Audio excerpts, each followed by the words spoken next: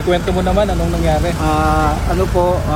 Umaga po, dito po kami sa may Cannon Road na nagtambay po kami at papalipas po ng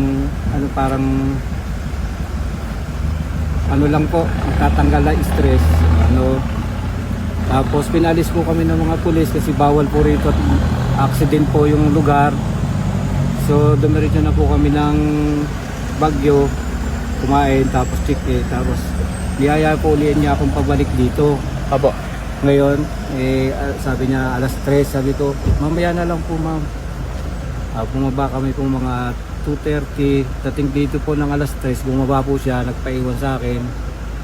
Bago ko naman iwan, nakaupo po siya doon sa may bato. Sabi niya, balikan ko na lang siya. Pagbalik ko po siguro 1 hour, nakita ko, binalikan ko wala na po dito sa pwesto niya. Ngayon, sinilip ko yung baba, hindi ko naman po makita. So, natatakot din po ako, baka mahulog ako. So, uwikot po ako, nagtanong po ako sa mga tao dito na kung walang nakitang dumaan na babae, wala nang daw po. Tapos bumalik po ulit ako para silipin. Talagang wala po. Umakyat po ako sa may Baguio ulit. Tingin ka dito, kuya? Sa hotel. Kuya, dito tingin ka yan? Sa hotel, pinunta namin yung chinag-checkinan na tinanong ko yung receptionist, wala naman daw po doon. Tapos balik na ulit po ako dito sa may Cannon Road para hanapin. Kaya lang, gabi na po, hindi ko na masyadong makikita yung hindi ko kabisado yung daan. Nagpatulong na po ako sa mga pulis para hanapin. Wala naman po akong flashlight na pwedeng pang flashlight, kaya sa kanila po ako humingi ng tulong. Saan kayo galing? Bago kayo nakarating ng Baguio, kuya? Galing po kami ng Maynila. Anong sadya nyo sa... Ano lang po, magpapalipas yung para magre-relax lang po siya. Dahil? Hindi ko po alam kung anong dahil na pag-relax.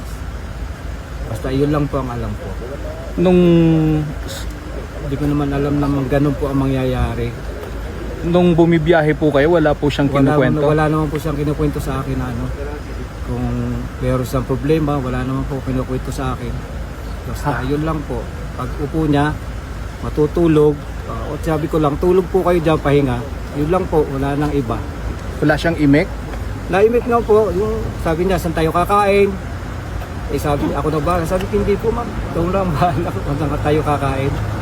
Yun lang po, wala na po iba. Anong mood niya during that time? Malungkot?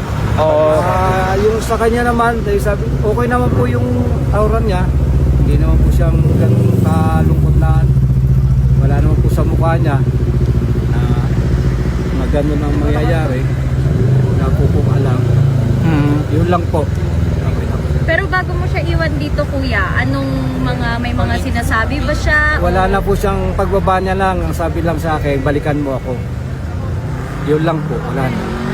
Nakailang beses po kayong balik, kuya, no? Pumunta kayo dun sa hotel, tapos balik. Bakit? Balik dalawa lang po. Umaga at saka nung hapon. Bakit pinili mong balik-balikan? Nararamdaman mo ba na andito? O Hindi po. Siya po ang gustong bumalik dyan. Na sabi niya, gusto ko doon. Siyempre ako naman po, driver lang ako sumunod sa kanya para pag-drive ko siya papunta rito. Wala kang hinala na meron siyang kakaibang gagawin? Wala naman po hinala na gagawin niya yun.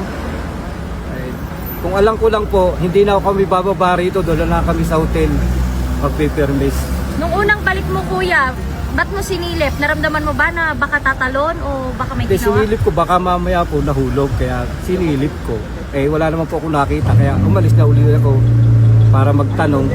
Kuya, ba't hindi mo siya pinigilan? Hindi ko po nakita siyang gagawin niya yun. Wala po ako dyan, nandun po ako kasi umalis po ako.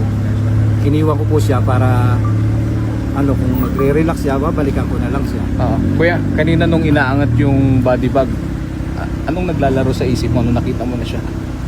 Wala, naiyak na lang po ako. Hindi ko akalain gagawin niya po yun.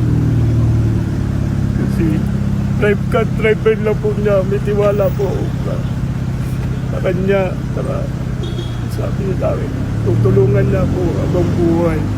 Kaso ganun po ginawa niya. Hindi ko po alam. Yun lang.